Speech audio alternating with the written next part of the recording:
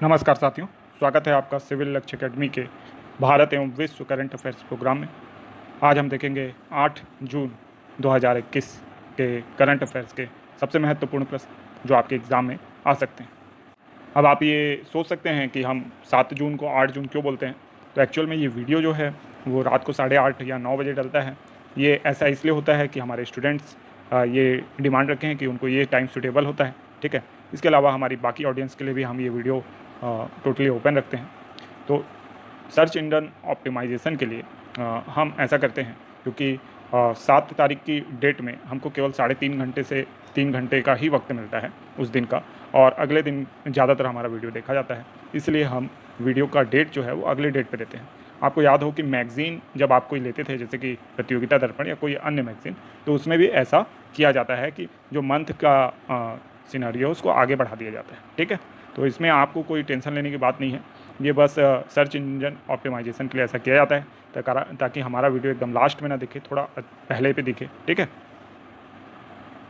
पहला क्वेश्चन है, विश्व खाद्य सुरक्षा दिवस कब मनाया जाता है। इसका सही जवाब है 7 जून को, ठीक है। तो वर्ल्ड फूड सेफ्टी डे जो है वो 7 जून को मनाया जाता है। कल हमसे एक गलती हो गई थी, हमने विश्व खाद्य दिवस क्वेश्चन में लिख दिया था और उसका आंसर 7 जून ले लिया था। तो एक्चुअल में वो खाद्य सुरक्षा दिवस है। तो आप इसको बहुत अच्छे से याद रखिएगा कि विश्व खाद्य सुरक्षा दिवस का दिवस जो है वो कब मनाया जाता है, तो 7 जून को मनाया जाता है। तो इस संदर्भ में 2 योजनाएं हैं जिनको आपको याद रखना है। एक तो नेशनल फूड सिक्योरिटी एक्ट के तहत मेरा राशन में मोबाइल ऐप लॉन्च किया गया है, मोबाइल एप्लीकेशन है ना, मेरा राशन मोबाइल एप्लीकेशन। और साथ ही साथ घर घर राशन योजना को आपको याद रखना है ना। ये आपका किस राज्य के लिए थी, तो ये हमारा क्वेश्चन भी है, इसलिए मैं इसका आंसर आपको अभी नहीं बता रहा हूँ। नेक्स्ट क्वेश्चन है, विश्व खाद्य दिवस कब मनाया जाता है। तो इसका सही जवाब है 16 अक्टूबर को, ठीक है। विश्व खाद्य दिवस कब मनाया जाता है, 16 अक्टूबर को। तो कल की जो हमारी गलती थी उसको सुधारते हुए हम आपको सही उत्तर बता रहे हैं। साथ ही साथ कुछ बच्चों ने हमसे रिक्वेस्ट किया कि सर वीडियो क्वालिटी को आप और कम कीजिए। तो हम अपनी ओर से पूरी कोशिश कर रहे हैं कि और कम में बेहतर आपको कैसे दिखे, ठीक है। साथ ही साथ हम आपको बताना चाहेंगे कि जो YouTube के साइड में, वीडियो के साइड में आप देखेंगे ऊपर 3 पिन का निशान होता है, 3 बिंदु रहती हैं, वहाँ पे आप क्लिक करेंगे तो आपको वीडियो क्वालिटी डाटा सेवर करके ऑप्शन आपको मिलेगा, ठीक है। तो वहाँ से आप कम कर सकते हैं, और उसमें सबसे लास्ट में आपको एडवांस सेटिंग भी मिलेगी। तो एडवांस सेटिंग में आप अगर जाएंगे, ठीक है, जो एडवांस सेटिंग में जाएंगे तो वहाँ पे आपको अच्छे से बहुत सारी जानकारी मिलेगी कि किस क्वालिटी में आप देखना चाहते हैं। 144 से जनरली मिल जाता है, लेकिन यहाँ पे थोड़ी सी दिक्कत अब ये आ गई है कि यूट्यूब के नए अपडेट के बाद अलग अलग मोबाइल में अलग अलग सेटिंग दिखाई जाती है। जैसे कि मेरे ही आईफोन में जो सेटिंग है वो 360 से कम नहीं होती है, ठीक है, जबकि दूसरे मोबाइल में जो है वो सेटिंग 144 पिक्सल तक जाती है, ठीक है। तो ये अभी ऐसा होने लग गया है यूट्यूब में, पहले ऐसा नहीं होता था। नेक्स्ट क्वेश्चन है, विश्व हॉकी मेंस रैंकिंग में भारत का कौन सा स्थान है। तो इसका सही जवाब है चौथा, ठीक है। तो जो अंतर्राष्ट्रीय हॉकी महासंघ है उसके द्वारा जो रैंकिंग निकाली गई है उसमें भारत को चौथा स्थान दिया गया है। ये भारतीय पुरुष टीम, जो मुख्य टीम होती है हमारी हॉकी की पुरुष टीम, उसमें हमारा चौथा स्थान है, ठीक है। तो इसको याद रखना है।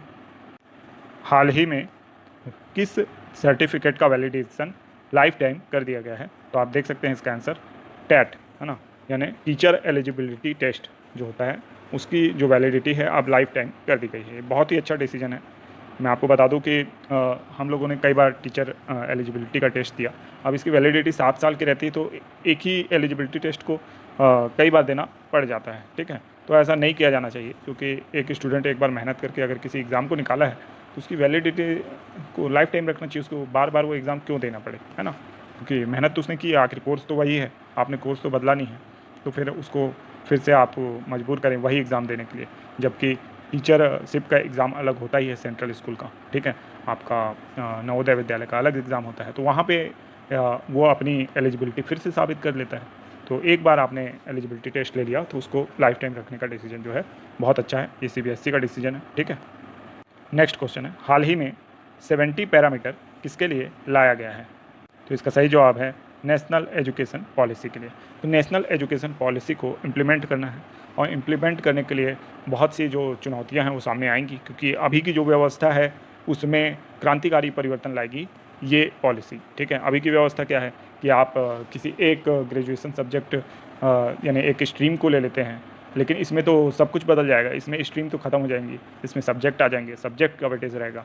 बायो पढ़ने वाला भी आर्ट्स पढ़ पाएगा और आर्ट्स का इतिहास सब्जेक्ट पढ़ने वाला भी बॉटनी, जूलॉजी या मैथ्स ले पाएगा। अपनी पसंद से सब्जेक्ट को चूज़ करके अपना एक कम्बो डिग्री बनाने का जो कॉन्सेप्ट है बहुत ही यूनिक है।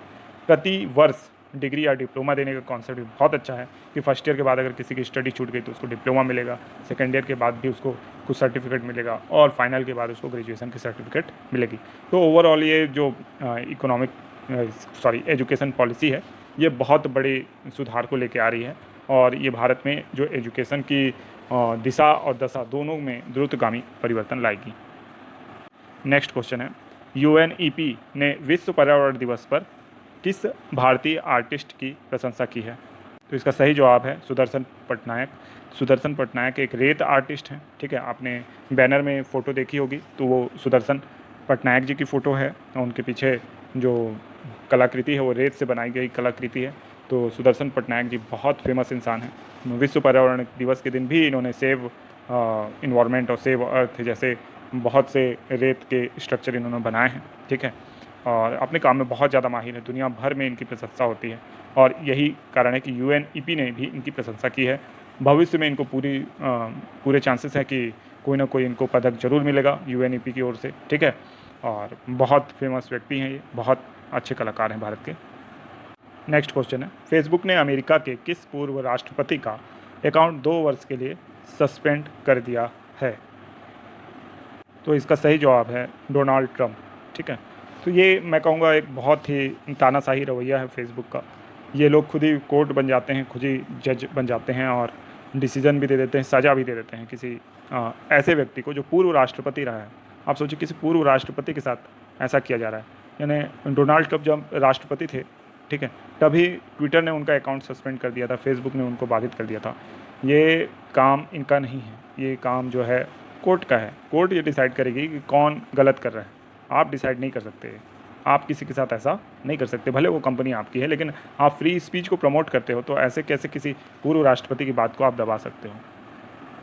नेक्स्ट क्वेश्चन है, घर घर राशन योजना किस राज्य या केंद्र शासित प्रदेश की योजना थी जिसे केंद्र सरकार ने बैन कर दिया है? इसका सही जवाब है दिल्ली। तो घर घर राशन योजना जो थी वो दिल्ली सरकार की योजना थी। केंद्र शासित प्रदेश की ये योजना है, यानी दिल्ली केंद्र शासित प्रदेश है और वहाँ के लेफ्टिनेंट गवर्नर ने ये बोल के इसे बैन कर लिया कि आपने केंद्र सरकार की अनुमति नहीं ली, ठीक है। तो ये भी एक तानाशाही रवैया है ना, इसको भी बंद करना चाहिए। दिल्ली सरकार को कम से कम परेशान ना किया जाए, बहुत ज़्यादा परेशान करती है केंद्र सरकार इनको, क्योंकि अरविंद केजरीवाल, मेरा ये मानना है व्यक्तिगत तौर पर कि बहुत अच्छा काम कर रहे हैं वो दिल्ली में बहुत ज़्यादा चेंजेस लेके आए हैं। कठिन परिस्थितियों में, कोरोना काल में, वैश्विक आपदा के समय भी उनका काम एकदम यूनिक था। घर घर राशन योजना, इसमें क्या बुराई है? ऐसी कौन सी ये योजना है जिसमें केंद्र सरकार से परमिशन लिए बिना मतलब ऐसी आफत टूट पड़ेगी? ठीक है, राशन ही तो घर तक पहुंचाना है, इसको बैन करके क्या मिलेगा केंद्र सरकार को? तो आप देखते हैं सामान्य ज्ञान के कुछ प्रश्न, ठीक है। तो ये अगला प्रश्न है, 4 महानगरों को जोड़ने वाली योजना कौन सी है?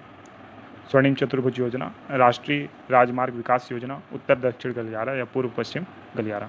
तो इसका सही जवाब है स्वर्णिम चतुर्भुज योजना, ठीक है। महानगरों को जोड़ने वाली योजना मतलब सड़क के माध्यम से या रेल के माध्यम से, दोनों ही माध्यम से अगर जोड़ा जाएगा तो उसको स्वर्णिम चतुर्भुज ही कहा गया है, ठीक है।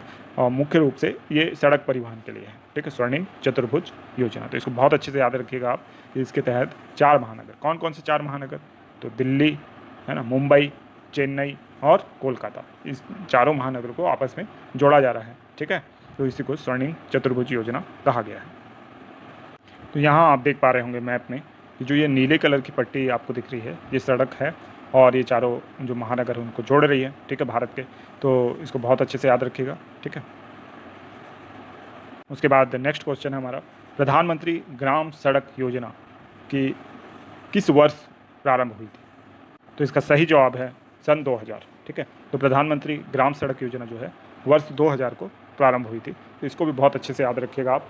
कि वर्ष 2000 को प्रारंभ होने वाली योजना है प्रधानमंत्री ग्राम सड़क योजना, और ये स्टेप बाय स्टेप बहुत सारे गाँवों को जोड़ चुकी है। पहले ये 2000 से अधिक आबादी वाले गाँवों को जोड़ी, फिर 1500, फिर 1000, 500, अब 250 वालों को भी जोड़ा जा रहा है इसके तहत, फिर उसके बाद उससे कम वालों को भी जोड़ा जा रहा है। बहुत बड़ा जो ये सड़क नेटवर्क स्थापित करने वाली ये योजना है, और प्रधानमंत्री अटल बिहारी वाजपेयी जी के कार्यकाल में शुरू हुई थी। मेरे ख्याल से उनके बर्थडे के दिन 25 दिसंबर को ही इसको शुरू किया गया था, ठीक है।